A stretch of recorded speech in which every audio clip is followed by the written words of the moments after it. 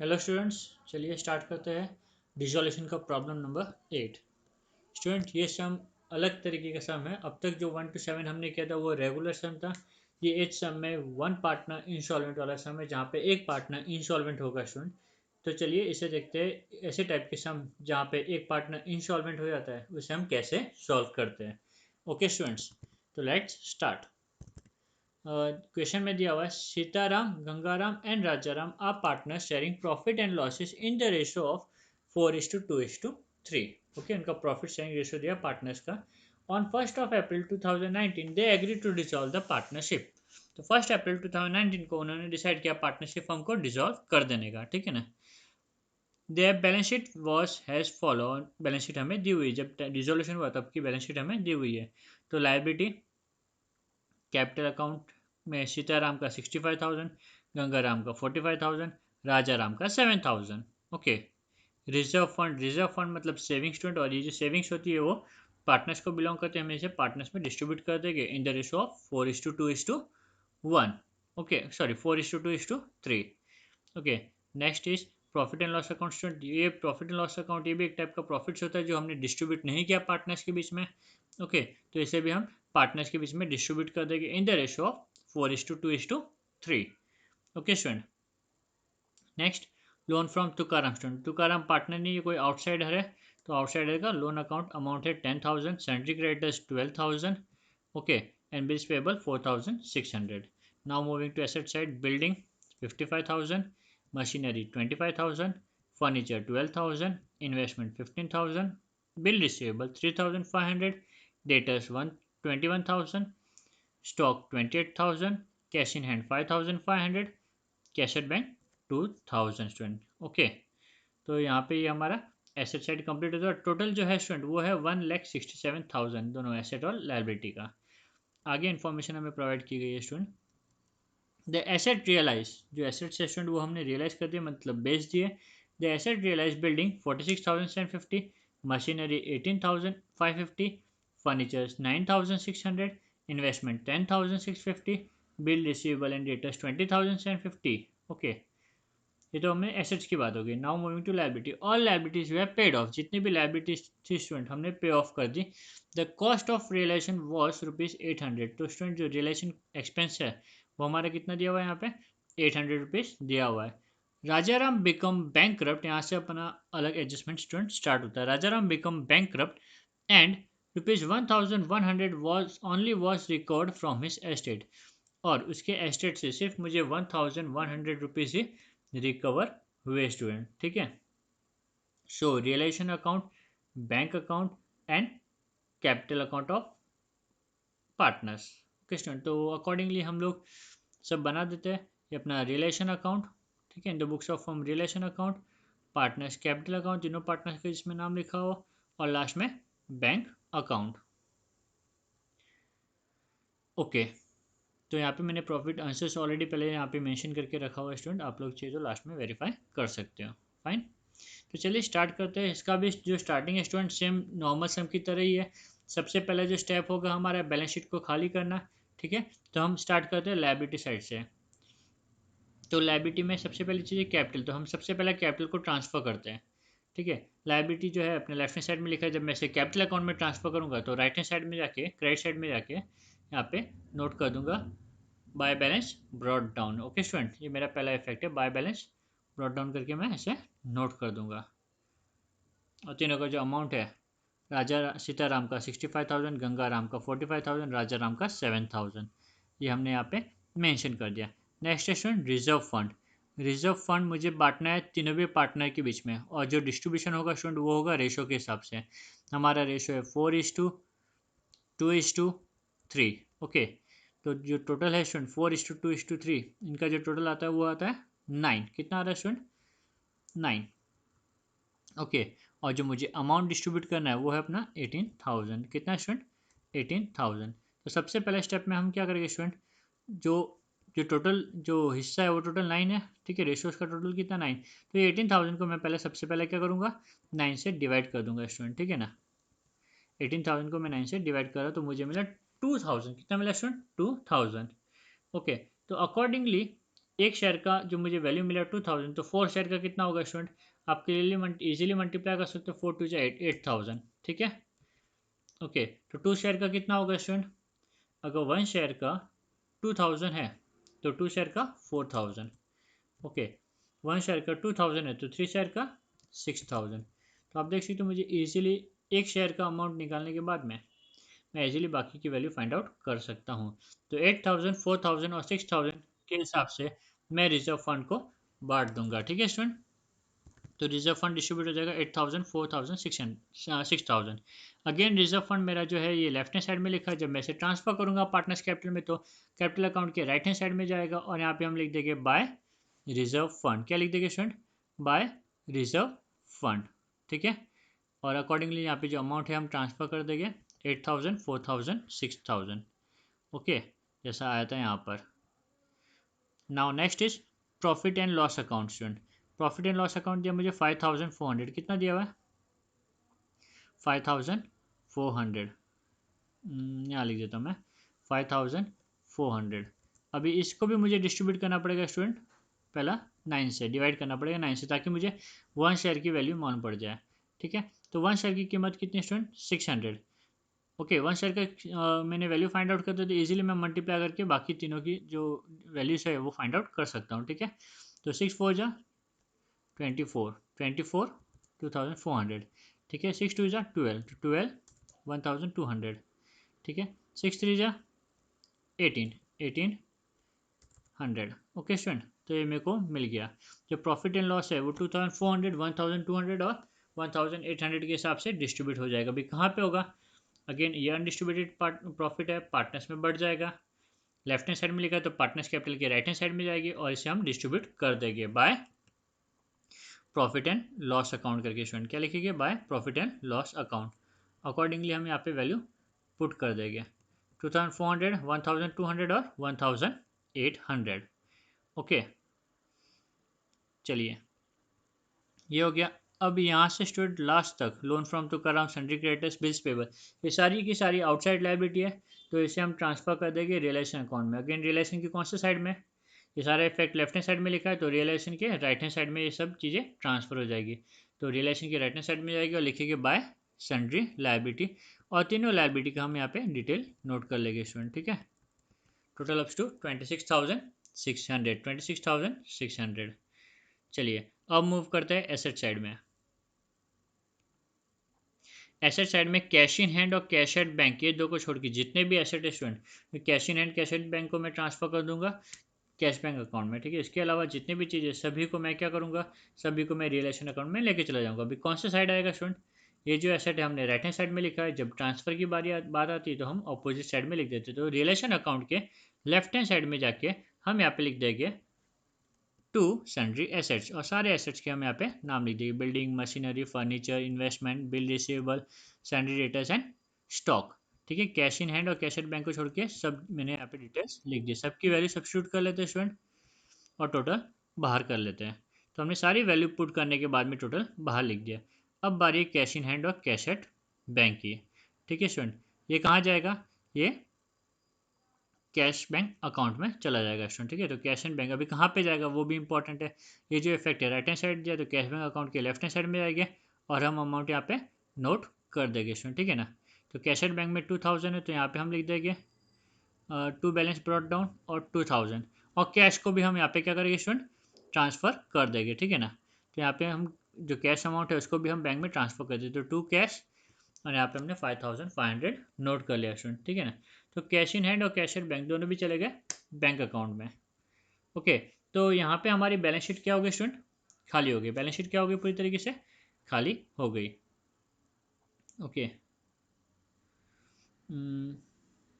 ठीक है। अब हम देखते हैं स्टूडेंट आगे के एडजस्टमेंट। अभी मेक श्योर जब आप एडजस्टमेंट कवर करो तो आपको दो दो इफेक्ट देते जाना है स्टूडेंट। कितने इफेक्ट देना है? दो इफेक्ट देते जाना है, ठीक है ना।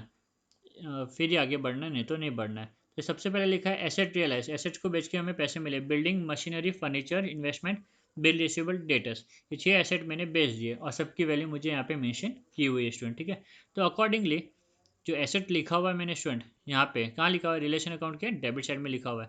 तो ये जब भी एसेट सोल्ड कर दूंगा या कोई पार्टनर लेके जाएगा तो इसका इफेक्ट ऑपोजिट साइड में आएगा। तो ये हमने लेफ्ट हैंड साइड में लिखा, तो इसका इफेक्ट कहाँ आएगा, राइट हैंड साइड में आएगा। और हम यहाँ पे लिख देंगे by bank account, by bank account, और सारे के सारे एसेट्स हम यहाँ पे नोट कर देंगे स्टूडेंट, ठीक है ना।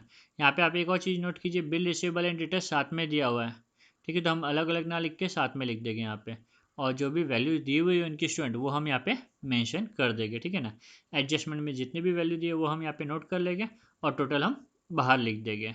फाइन। चलिए अब हम देखते हैं इसका दूसरा इफेक्ट कहाँ पे आएगा। आप देख सकते हो बैंक अकाउंट में आएगा दूसरा इफेक्ट, बट कहाँ पे आएगा। अभी ये जो बैंक अकाउंट है रिलेशन के राइट हैंड साइड में लिखा है, तो डेफिनेटली इसका इफेक्ट लेफ्ट हैंड साइड में आएगा, ऑपोजिट साइड में आएगा। तो बैंक अकाउंट के लेफ्ट हैंड साइड में आएगी और लिखेंगे to realisation account 1,06,300। Okay student, now moving to liability side, all the liabilities were paid off, सारी की सारी लाइबिलिटी पेड कर दी, कुछ नहीं बोला हुआ है, तो हम बुक वैल्यू पे इसको पे ऑफ कर देंगे, ठीक है। और रिलेशन एक्सपेंस है 800, रिलेशन एक्सपेंस कितना दिया हुआ है 800। तो चलिए सबसे पहले हम लाइबिलिटी पे ऑफ कर देते हैं स्टूडेंट। सारी लाइबिलिटी मेरी कहाँ लिखी हुई है, रिलेशन के राइट हैंड साइड में, क्रेडिट साइड में लिखी हुई है। जब पे ऑफ करूँगा या कोई पार्टनर लेके जाएगा तो इसका इफेक्ट आएगा डेबिट साइड में या फिर लेफ्ट हैंड साइड में। तो यहाँ पे हम पे ऑफ कर देते हैं student to bank. Realisation expense भी हम यहाँ पे नोट कर देंगे स्टूडेंट, दोनों का इफेक्ट सेम ही है। Relation expense loan from Tukaram, sundry creditors और बिल्स पेबल, और चारों की अमाउंट में डिटेल यहाँ पे लिख देता हूँ, टोटल बाहर कर देता हूँ, ठीक है। तो यहाँ पे हमने टोटल मेंशन कर दिया स्टूडेंट, ठीक है। तो अभी इसका दूसरा इफेक्ट कहाँ आएगा स्टूडेंट, आप देख सकते हो बैंक अकाउंट में आएगा। बैंक अकाउंट में कहाँ पे, डेफिनेटली बैंक अकाउंट हमने कहाँ पे लिखा है, राइट हैंड साइड में लिखा है रिलेशन अकाउंट के, तो बैंक अकाउंट के सॉरी लेफ्ट हैंड साइड में लिखा है ये हमने रिलेशन के, तो बैंक अकाउंट के राइट हैंड साइड में जाएंगे और यहाँ पे लिखेंगे टू बाय रिलेशन अकाउंट, क्या लिखेंगे बाय रिलेशन अकाउंट, और अमाउंट हम यहाँ पे नोट कर देंगे 27,400। ओके स्टूडेंट, इसका हमने दूसरा इफेक्ट दे दिया। लेफ्ट हैंड साइड में इफेक्ट था तो बैंक के राइट हैंड साइड में हमने जाके 27,400 नोट कर लिया। ओके, नाउ आगे क्या लिखा हुआ स्टूडेंट, राजाराम बिकम बैंकरप्ट, एक पार्टनर जो था स्टूडेंट वो कंगाल हो गया, and 1,100 only was recovered from his estate, और उसकी प्रॉपर्टीज को बेच के सिर्फ 1,100 हमने रिकवर किया। ओके, तो चलिए स्टूडेंट इसकी एंट्री क्या होगी पहले मैं आपको समझा देता हूँ। तो राजाराम कंगाल हो गया, उसके प्राइवेट प्रॉपर्टी को बेचने के बाद में कुछ पैसे हमें रिकवर्ड के फॉर्म में मिले। तो जब हमें पैसे मिलेंगे स्टूडेंट, कैश अपना रियल अकाउंट है, डेबिट व्हाट कम्स इन, तो हम यहाँ पे नोट कर देंगे cash account debit. Okay, cash account cash account debit, fine. Next to अभी स्टूडेंट हमें किससे मिल रहा है पैसा, राजाराम से मिल रहा है, बरोबर ना। तो राजाराम को personal account debit the receiver credit the giver, क्योंकि राजाराम से हमें मिल रहा है वो गिवर है, तो यहाँ पे हम लिख देंगे Rajaram account, Rajaram account. Okay, amount कितना आएगा स्टूडेंट 1,100 1,100। तो इसका हमें दो इफेक्ट देना, तो सबसे पहले कैश के डेबिट में आएगा और लिखेंगे कैश बैंक के डेबिट में आएगा और लिखेंगे to Rajaram capital account 1,100। Okay, अभी दूसरा इफेक्ट स्टूडेंट, तो ये जो इफेक्ट है हमने डेबिट में दिया हुआ है, लेफ्ट हैंड साइड में दिया हुआ, तो राइट हैंड साइड में पार्टनर्स कैपिटल के राइट हैंड साइड में आएगी और लिखेंगे by bank account amount received, ठीक है। किससे रिसीव किया हमने, राजाराम, तो राजाराम के कॉलम में जाके 1,100 हम नोट कर लेंगे स्टूडेंट, ठीक है।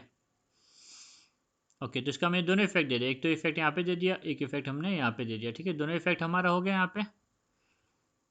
ओके, तो ये एक एडजस्टमेंट आपका अलग रहेगा, जब कभी भी कोई पार्टनर इंस्टॉलमेंट होगा उसकी प्राइवेट प्रॉपर्टी से हमें कुछ रिकवरी होगी, उसकी हमें एंट्री पास करनी होगी स्टूडेंट, ठीक है। पहला क्या बोलते हैं अलग चीज़ जो हम नॉर्मल सम से अलग करते हैं यहाँ पे, ठीक है। नॉर्मल सम में रिकवरी की एंट्री नहीं होती है। नेक्स्ट, जैसा हम यूजुअल सम्स में करते हैं, अकाउंट को क्लोज करेंगे, आप देख सकते हो डेबिट साइड का टोटल आ रहा है 1,86,900 और क्रेडिट साइड का टोटल आ रहा है 1,32,900। डेफिनेटली अपना डेबिट साइड हैवी है, तो डेबिट साइड हैवी होने की वजह से स्टूडेंट हम इसका अमाउंट दोनों साइड में नोट कर लेंगे। अब हम फाइंड आउट करेंगे डिफरेंस, तो 1,86,900 में से स्टूडेंट 1,32,900 माइनस करेगी, जो डिफरेंस आएगा वो हम यहाँ पे नोट कर देंगे। ओके, 54,000 स्टूडेंट हमारा डिफरेंस आया है। तो 54,000 क्या है स्टूडेंट हमारा, 54,000 लॉस है। कैसे पता चला भाई, रिलेशन हमारा नॉमिनल अकाउंट है, रिलेशन अकाउंट कौन सा अकाउंट है, नॉमिनल अकाउंट है, करेक्ट। और नॉमिनल अकाउंट का डेबिट साइड हैवी मतलब expense side heavy, expense side heavy होने की वजह से क्या हो जाएगा, लॉस हो जाएगा हमें, ठीक है। तो ये लॉस को मुझे क्या करना है स्टूडेंट, तीनों पार्टनर्स के बीच में बांटना है अगेन। तो 54,000 का हम डिस्ट्रीब्यूशन देखते हैं, 54,000 सेम यही होगा स्टूडेंट, देखो 5,400 था, यहाँ पे 54,000 हो गया, ठीक है ना। तो सबसे पहले हम क्या करेंगे, 54,000 के हम 9 पार्ट्स करेंगे ताकि मुझे 1 शेयर का अमाउंट मिल जाए। फिर ये 1 शेयर को मैं रिस्पेक्टिव शेयर से मल्टीप्लाई करूँगा, तो मुझे मिलेगा 24,000, ओके, 12,000 एंड 18,000, ओके। तो ये मुझे इनके शेयर्स मिल गए। तो तीनों भी पार्टनर्स को मैं ये अमाउंट बांट दूंगा, ओके। तीनों भी पार्टनर्स को मैं ये शेयर अमाउंट क्या करूँगा, बांट दूंगा, और रिस्पेक्टिव पार्टनर का नाम लिख दूंगा। तो सबसे पहला राजा राम, ठीक है, Rajaram capital, next Gangaram capital और सीताराम कैपिटल। और ये क्या हो गया स्टूडेंट, हमारा लॉस हो गया। तो लॉस ऑन रियलाइजेशन यहाँ पे हम नोट कर देंगे bye partners capital account, okay. ये पूरा लॉस पार्टनर्स पेयर करेंगे। इसका इफेक्ट कहाँ आएगा स्टूडेंट, ये जो इफेक्ट है हमने राइट हैंड साइड में दिया, तो इसका इफेक्ट आएगा लेफ्ट हैंड साइड में। तो लेफ्ट हैंड साइड में आएंगे पार्टनर्स कैपिटल को यहाँ पे नोट करेंगे टू रियलाइजेशन अकाउंट, और लॉस करके हम मेंशन कर देंगे यहाँ पे 24,000, 12,000 एंड 18,000, ओके स्टूडेंट। तो हमने क्या किया, ये लॉस को हमने ट्रांसफ़र कर दिया। अब यहाँ पे थोड़ा अलग एडजस्टमेंट है स्टूडेंट, ठीक है ना। तो जब कभी भी वन पार्टनर इंस्टॉलमेंट होगा तो आपको क्या करना है स्टूडेंट, जो पार्टनर इंस्टॉलमेंट हो रहा है उसके अकाउंट को सबसे पहले क्लोज करना। तो यहाँ पे कौन इंस्टॉलमेंट हो रहा है, राजाराम इंस्टॉलमेंट हो रहा है स्टूडेंट। क्योंकि यहाँ पे राजाराम इंस्टॉलमेंट हो रहा है तो हम राजाराम के अकाउंट को क्या करेंगे, क्लोज कर देंगे, ठीक है। तो आप देख सकते हो राजाराम का जो क्रेडिट साइड है 15,900 आ रहा है, और डेबिट साइड अपना 18,000। कौन सा साइड हैवी है, 18,000, करेक्ट। तो हैवियर साइड को हम दोनों साइड में मेंशन कर देंगे। नाउ डिफरेंस हम देखिए, डिफरेंस कितना आएगा 18,000 में से जब आप 15,900 को माइनस करोगे, ठीक है, तो 2,100 आएगा। कितना आएगा डिफरेंस स्टूडेंट, 2,100। अब ये 2,100 क्या होगा, कौन शेयर करेगा, डेफिनेटली रिमेनिंग पार्टनर को करना पड़ेगा। राजा राम के पास तो कुछ नहीं है, राजा राम कंगाल हो गया, हमें राजा राम से 2,100 रिसीव करना है, बट राजा राम के पास में अब ये 2,100 है नहीं। तो ऐसे केस में रिमेनिंग पार्टनर को तो उसकी हेल्प करनी पड़ेगी, ओके ना। क्योंकि तीनों पार्टनर है तो अल्टीमेटली जो डिफरेंस है 2,100 का, वो किसे बेयर करना पड़ेगा, रिमेनिंग पार्टनर को, ओके स्टूडेंट। तो 2,100 को बेयर करना पड़ेगा रिमेनिंग पार्टनर को, रिमेनिंग पार्टनर्स में, ठीक है ना। कैसे बेयर करना पड़ेगा स्टूडेंट, डेफिनेटली अब इसमें से राजाराम इंस्टॉलमेंट हो तो लास्ट पार्टनर मतलब जो रिमेनिंग रेशो, अगर मैं लास्ट पार्टनर का रेशो निकाल दूँ तो रिमेनिंग रेशो क्या रहता है, 4:2। क्या रेशो बच जाएगा स्टूडेंट, 4:2। 4:2 को हम लोग 2:1 भी बोल सकते हैं, क्योंकि 4 और 2 दोनों भी 2 के टेबल में आता है। तो 2:1 मतलब मुझे 3 पार्ट्स में इसको डिवाइड करना है। कितने पार्ट्स में डिवाइड करना है स्टूडेंट, 3 पार्ट्स में डिवाइड करना है। आपको ध्यान रखना है 21,000 डिवाइडेड बाय 3, ठीक है ना। तो कितना आया 700, कितना आया 700। राजा राम से तो कुछ मिलने वाला नहीं है हमें, करेक्ट। तो सीताराम और गंगाराम से कितना रिकवर करेंगे, 2:1 का रेशो था, मैं यहाँ पे लिख देता हूँ 2:1, ठीक है। तो 1 शेयर का वैल्यू है अपना 700, तो 2 शेयर का कितना होगा 1,400, ओके। सीताराम से 1,400 रिकवर करेंगे, और गंगाराम से सीताराम से 1,400, सीताराम से 700 हम रिकवर करेंगे। तो बिजनेस एग्जिस्टिंग पार्टनर से ये वैल्यू रिकवर करेगा, ठीक है। तो दोनों से हम कितना कितना रिकवर कर रहे हैं वो हम यहाँ पे नोट कर लेते हैं। तो 1,400 हम कर रहे हैं यहाँ पे सीताराम से, करेक्ट। तो 1,400 यहाँ पे सीताराम का आ जाएगा, और नीचे 700 नीचे 700 आ जाएगा गंगाराम का। तो ये अमाउंट मुझे अलग अलग पार्टनर से रिकवर हुए, ठीक है। तो मैं यहाँ पे दोनों पार्टनर्स का यहाँ पे मैं नाम मेंशन कर दूंगा स्टूडेंट, ठीक है ना। By Sitaram capital account, by Gangaram capital account, okay. ये इंपॉर्टेंट है स्टूडेंट, ठीक है ना। ये मुझे बैलेंसिंग फिगर मिला है, डिफरेंस मैंने निकाला और डिफरेंस को मैंने बांट दिया रिमेनिंग पार्टनर्स में उनके रेशो के हिसाब से। अभी इसका दूसरा इफेक्ट क्या आएगा स्टूडेंट, तो डेफिनेटली ये जो दिख रहा है आपको कैपिटल अकाउंट में आएगा, बट कौन से साइड में आएगा, ये जो इफेक्ट है वो राइट हैंड साइड में दिया हुआ है, तो इसका दूसरा इफेक्ट आएगा लेफ्ट हैंड साइड में। तो पार्टनर्स कैपिटल की लेफ्ट हैंड साइड में जाऊंगा और यहाँ पे लिखूंगा to to Rajaram capital account, to Rajaram capital account. Sitaram ने कितना दिया, सीताराम ने दिया 1,400, तो उसके कॉलम में 1,400। गंगाराम ने कितना दिया 700, तो उसके कॉलम में जाके 700, ओके स्टूडेंट। तो ये एडजस्टमेंट बहुत इंपॉर्टेंट है, मैं हाईलाइट कर देता हूँ ये एडजस्टमेंट को, ठीक है, ताकि आपको ये इसका इंपॉर्टेंस याद रहे। ये जो एडजस्टमेंट है स्टूडेंट कब आएगा, जब इंसॉल्वेंसी होगी तभी ये एडजस्टमेंट आएगा, ठीक है ना। तो एडजस्टमेंट के टाइम पे कुछ इस तरीके की एंट्री आएगी, आपको ये याद रखना है, इसमें ये पार्ट बहुत इंपॉर्टेंट है। ओके, तो आप इंसॉल्वेंट पार्टनर्स के अकाउंट को क्लोज करने के बाद में, इंसॉल्वेंट के पार्टनर्स अकाउंट को क्लोज करने के बाद में, रिमेनिंग पार्टनर्स के अकाउंट को क्लोज करना है, जैसे हम नॉर्मल सम में करते हैं, ठीक है ना। जैसे हम नॉर्मल सम में करते हैं ठीक उसी तरीके से यहाँ पे हम अकाउंट को क्लोज करेंगे। तो गंगाराम का हमारा क्रेडिट साइड आ रहा है 50,200, डेफिनेटली वो हैवी है। और सीताराम का क्रेडिट साइड आ रहा है 75,400। तो दोनों का भी क्रेडिट साइड क्या स्टूडेंट, हैवी है मेरा, ठीक है ना। दोनों का भी क्रेडिट साइड क्या स्टूडेंट, हैवी है। क्योंकि मेरा क्रेडिट साइड हैवी स्टूडेंट, मैं इसे हैसिटिस नोट कर लूँगा, ठीक है, दोनों साइड में भी नोट कर दिया। अब हम डिफरेंस फाइंड आउट करेंगे और डिफरेंस को हम नोट करेंगे स्टूडेंट, ठीक है। तो जो सीताराम का जो डिफरेंस आएगा वो आएगा 50,000, और गंगाराम का जो डिफरेंस आएगा वो आएगा 37,500। ओके, और ये अमाउंट फर्म पार्टनर्स को दे देगा। तो ये जो डिफरेंस स्टूडेंट कहाँ जाएगा, बैंक अकाउंट में। तो यहाँ पे हम नोट कर देंगे टू बैंक। अब इसका हम दूसरा इफेक्ट देंगे स्टूडेंट, दूसरा इफेक्ट कहाँ आएगा, डेफिनेटली बैंक अकाउंट में। कौन से साइड आएगा, ये जो इफेक्ट है हमने लेफ्ट हैंड साइड दिया तो बैंक के राइट हैंड साइड में जाएगी, और यहाँ पे हम नोट कर देंगे by Sitaram capital account, by Gangaram capital account, और रिस्पेक्टिवली दोनों का भी अमाउंट मैं यहाँ पे स्टूडेंट मेंशन कर दूंगा, ठीक है। ऐसा करने पे हमारा बैंक अकाउंट टैली हो जाना चाहिए, ठीक है। आपको क्या करना है, जो भी पार्टनर इंस्टॉलमेंट हुआ है, ठीक है, उसकी प्राइवेट एस्टेट से जो मेरे को क्या बोलते हैं वैल्यू रिकवर हुई है उसका हमें इफेक्ट देना है। ये भी एक चीज़ अलग था, इसे भी हाईलाइट कर लेता हूँ, ठीक है। जो पार्टनर इंस्टॉलमेंट होगा उसके प्राइवेट एस्टेट से जब अमाउंट रिकवर होगा तो उसका इफेक्ट ये। सेकेंड, जो बैलेंस अमाउंट होगा वो एग्जिस्टिंग पार्टनर में क्या हो जाएगा, डिस्ट्रीब्यूट हो जाएगा, ठीक है। ये दो एडजस्टमेंट, ये दो इफेक्ट अलग है वन पार्टनर इंस्टॉलमेंट के केस में। फिर जैसे बाकी का स्टेप तो नॉर्मल है, सॉल्वेंट पार्टनर के अकाउंट को जैसे क्लोज करते हैं वैसे ही क्लोज करना है, डिफरेंस आएगा वो बैंक में जाएगा, बैंक में ट्रांसफर करते हैं। अब हम चेक करेंगे बैंक अकाउंट टैली होता है कि नहीं होता है। अगर टैली होता है तो हमारा सम राइट है, नहीं तो कुछ मिस्टेक्स हो सकती है स्टूडेंट, ठीक है ना। तो आप देख सकते हो क्रेडिट साइड का टोटल आ रहा है 1,14,900, डेबिट साइड का आ रहा है 1,14,900। तो दोनों साइड का टोटल आ रहा है 1,14,900 स्टूडेंट, ठीक है। तो ये सम हमारा यहाँ पे कंप्लीट होता है स्टूडेंट, ओके। आप देख सकते हैं यहाँ पे बैंक का टोटल 1,14,900, रियलाइजेशन लॉस 54,000, ठीक है ना। 1,14,900, realisation loss 54,000, okay. Amount paid to Sitaram Gangaram 50,000, 37,500, 50,000, 37,500। Okay student, उम्मीद करता हूँ आपको ये सब समझ में आया होगा। Thank you.